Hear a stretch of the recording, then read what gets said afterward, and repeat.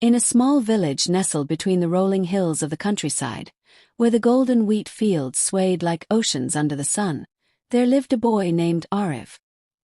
His home was modest, a two-room clay house with a thatched roof, but filled with warmth, love, and a quiet kind of determination that pulsed through its walls like a heartbeat.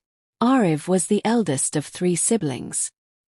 His father worked long hours as a farmer, tending to land that wasn't his own. His mother, though often tired, sewed clothes for neighbors and occasionally walked to the next village to sell hand-woven baskets. They had little, but they had each other. From a young age, Ariv understood that life would not hand him anything easily. While the other children played cricket in the evenings, he stayed back to help his mother stir the cooking pot or gather firewood from the forest's edge.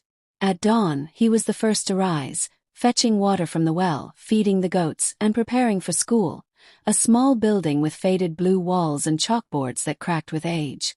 School was Ariv's sanctuary. He listened intently, memorized every word, and asked questions with a hunger that startled even the teachers. Though he didn't own a proper notebook, he filled pages of scrap paper with equations, essays, and drawings. When the power went out, he studied by kerosene lamp. When his shoes tore, he tied them with thread and walked the dusty roads barefoot. His dream was simple yet immense. He wanted to become an engineer, someone who could build and create, not just survive. Not just for himself, but to lift his family from the grinding cycle of poverty. But dreams, especially in places like Ariv's village, come at a cost. By the time he turned 16, his father fell ill. The work in the fields became too much, and money for medicine was tight. Ariv took up a job at a mechanic's shop in the nearby town. Each day, he walked nearly 6 kilometers, worked from morning to night, and returned home just in time to study under the dim light. His hands grew calloused, his back ached, but his spirit remained unbroken. There were days he cried in silence, days when the world felt impossibly heavy, but giving up was never an option. He carried the weight of not just his own aspirations but also the hopes of his siblings, the trust of his parents, and the unspoken prayers of generations before him. Years passed. With the help of a kind teacher who saw potential in his eyes, Ariv applied for a scholarship to a prestigious engineering college in the city. When the acceptance letter came, he didn't scream or cry. He sat quietly, clutching the paper to his chest, tears sliding silently down his cheeks. In college, everything was unfamiliar. Big buildings, fluent English, expensive laptops. He was mocked at times for his village accent and simple clothes, but he kept to his path.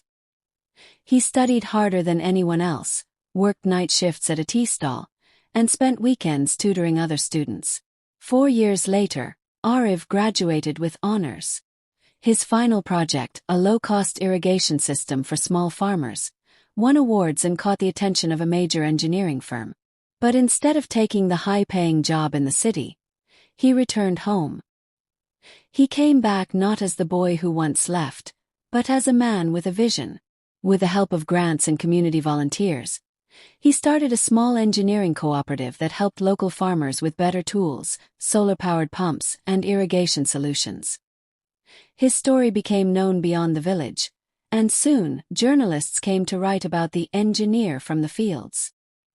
His father, once bent from years of labor, stood taller when people mentioned Ariv's name. His mother no longer had to sew late into the night. His siblings went to school, and his youngest brother once whispered, "I want to be like you, Bia." But Ariv, even with all the praise, never forgot where he began. He still rose early, still walked the fields, and still believed that hard work was not a burden, but a gift. For in every blistered hand, in every sleepless night, in every step forward, he had carved a future not just for himself, but for everyone who had once thought dreaming was a luxury they could not afford. And so, the boy who carried the weight of dreams became the man who built a bridge from hope to reality. One brick, one step, one determined breath at a time. The sun rose gently over the village, its golden light spreading across the fields like a warm promise. Ariv stood at the edge of his father's land, the same soil he had once toiled on barefoot. But this morning he held plans in his hands, real, stamped, government-approved blueprints for something the village had never seen before, a sustainable farming and skills training center. The old banyan tree that once served as a cricket wicket for the local boys would now stand beside a training hall built from eco-bricks and solar panels. A field once dependent solely on monsoon rains would soon be irrigated through rainwater harvesting and solar pumps. What Arif envisioned wasn't just development, it was transformation. But not everyone welcomed the change. Some of the elders muttered in doubt. Too much ambition, they said. Big dreams bring big failures. Others believed he was wasting time when he could be earning a big salary in the city. One man even accused him of playing engineer in the mud.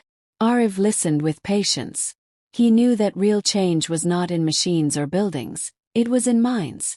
So he invited them in. Slowly, humbly. He held evening meetings under the stars, speaking not like a man with a degree but like a son of the soil. He shared his knowledge of crop rotation, composting, water conservation. He brought in small, affordable tools designed by fellow students. He even used part of his savings to offer subsidies for families who wanted to try the new methods. And something miraculous began to happen. In the first monsoon after the new irrigation system was installed, yields on 5 test farms tripled. The village, which once feared the sky's silence, now had stored water that fed their crops during dry spells. People who once scoffed started asking questions. Youth who once migrated to the city for work began returning, drawn by the possibility of building something lasting at home. Among them was Rafiq, Arif's childhood friend. Rafiq had once shared Arif's classroom but left school in 9th grade to earn money as a construction worker. Now, years later, he returned with strong hands and sharp eyes, asking if he could help build the training center. "You've always been the smart one," Rafiq said one evening, as they sat under the same banyan tree, now casting its shadow over bricks and scaffolding. "And you've always been the brave one," Arif replied. "I just kept walking the road. You carried mountains." Together they formed a team, a mix of returnees, farmers, weavers, even skeptical elders, each learning and teaching in their own way. Arif started night classes in the new center, offering free lessons on digital literacy, basic engineering, and financial management. He brought in friends from the city to talk about entrepreneurship. Young girls, once expected to stay behind closed doors, now came to learn how to code, repair bicycles, or grow herbs in vertical gardens. One night, after the power went out, as it often did, Arif lit a single solar lamp and asked the class, "Do you know what a spark becomes when it doesn't give up?" The room was silent. "It becomes a flame," he said. "And flames light the way for others." It wasn't always easy. Government paperwork piled up. Funds were delayed. A small fire damaged the water system. A storm ruined the training hall's roof. But every time something broke, Arif rebuilt it, this time with help. The village, once divided between tradition and modernity, began to find balance. Farmers used organic methods and tracked rainfall with smartphone apps. Women started small businesses selling processed food and crafts online. Children carried books and dreams in their school bags. And one evening, when Arif's father stood before the villagers to inaugurate the completed center, his voice trembled not with age, but with pride. "My son," he said, looking at Arif with glistening eyes, "did not just bring machines or buildings. He brought back belief." The crowd clapped. A quiet wind moved through the trees, like an old spirit nodding its approval. And as the stars blinked above them, Arif knew. His journey was far from over. The real work was just beginning. 20 years had passed since Arif returned to his village with a head full of plans and a heart brimming with purpose. The village, once a sleepy cluster of mud huts and forgotten paths, was now a living example of progress rooted in identity. Concrete homes stood beside lush green fields. Solar panels shimmered on rooftops. A modest library sat beside the school, filled with books in Hindi, English, and even programming languages. Children no longer left school early to help in the fields. Instead, they stayed late, building solar car models and debating science theories under the shade of the same banyan tree where Arif had once studied by kerosene lamp. The Sustainable Farming and Skills Training Center had expanded into a small rural innovation campus. Partnered with universities and NGOs, it sent hundreds of students each year into the world.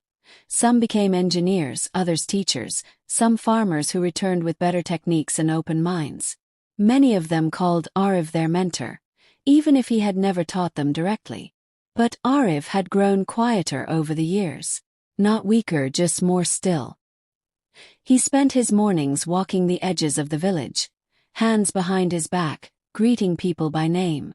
In the evenings, he sat on a wooden bench by the pond, watching cranes dip their beaks into the water. He had given up the dream of cities long ago, but not the dream of progress. His hands, though marked with age, still planted saplings on Sundays, still repaired pumps when they broke.